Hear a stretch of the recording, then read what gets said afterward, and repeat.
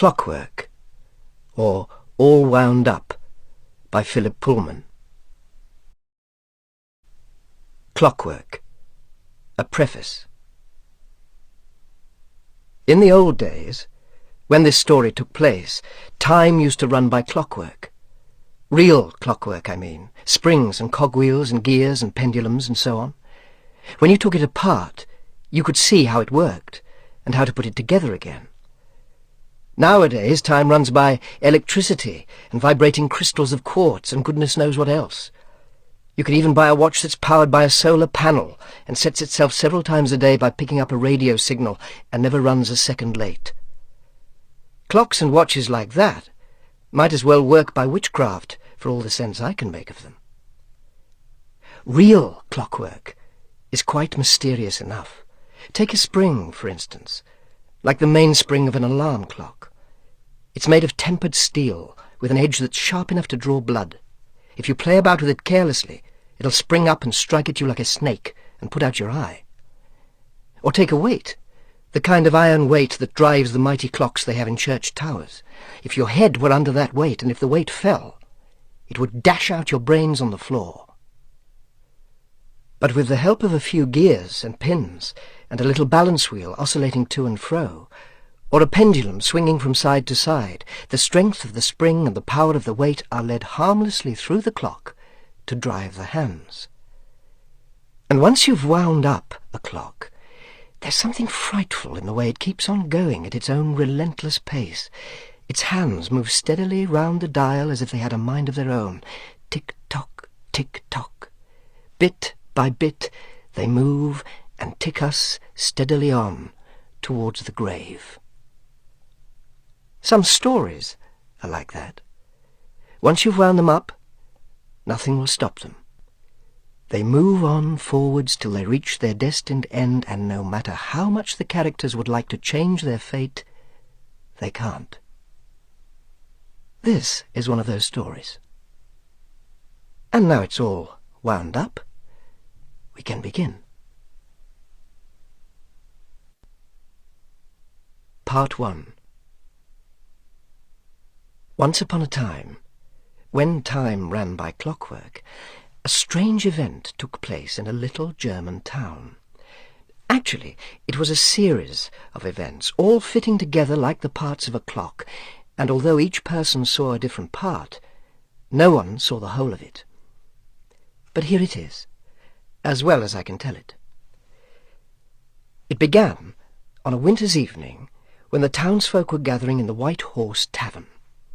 The snow was blowing down from the mountains, and the wind was making the bells shift restlessly in the church tower.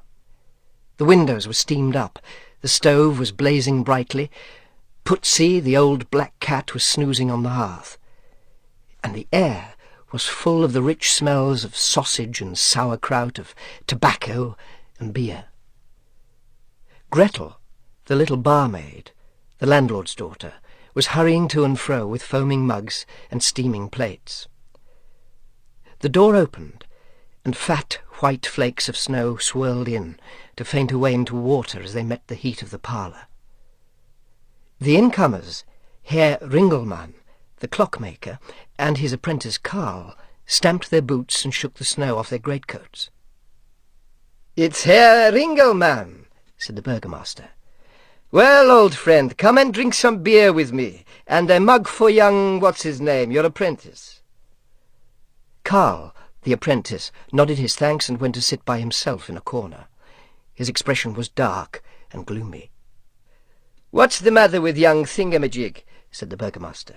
"He looks as if he swallowed a thundercloud." "Oh, I shouldn't worry," said the old clockmaker, sitting down at the table with his friends. "He's anxious about tomorrow. His apprenticeship is coming to an end, you see." "Ah, of course," said the burgomaster. It was the custom that when a clockmaker's apprentice finished his period of service, he made a new figure for the great clock of Glockenheim. "So we're to have a new piece of clockwork in the tower. Well, I look forward to seeing it tomorrow." The great clock of Glockenheim was the most amazing piece of machinery in the whole of Germany. If you wanted to see all the figures, you would have to watch it for a whole year, because the mechanism was so complex that it took 12 months to complete its movement. There were all the saints, each coming out on their own day. There was Death, with his scythe and hourglass. There were over 100 figures altogether. Herr Ringelmann was in charge of it all. There never was a clock like it, I promise. "I remember when my apprenticeship came to an end," said Herr Ringelmann. "I couldn't sleep for thinking about what would happen when my figure came out of the clock. Supposing I hadn't counted the cogs properly, supposing the spring was too stiff, supposing, 1,000 things go through your mind. It's a heavy responsibility." "Maybe so, but I've never seen the lad look so gloomy before," said someone else. "And he's not a cheerful fellow at the best of times." And it seemed to the other drinkers that Herr Ringelmann himself was a little downhearted. But he raised his mug with the rest of them and changed the conversation to another topic. "I hear young Fritz, the novelist, is going to read us his new story tonight," he said. "So I believe," said the burgomaster. "I hope it's not as terrifying as the last one he read to us. Do you know, I woke 3 times that night and found my hair on end just thinking about it."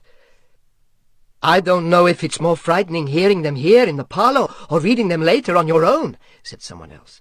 "Oh, it's worse on your own, believe me," said another. "You can feel the ghostly fingers creeping up your spine, and even when you know what's going to happen next, you can't help jumping when it does."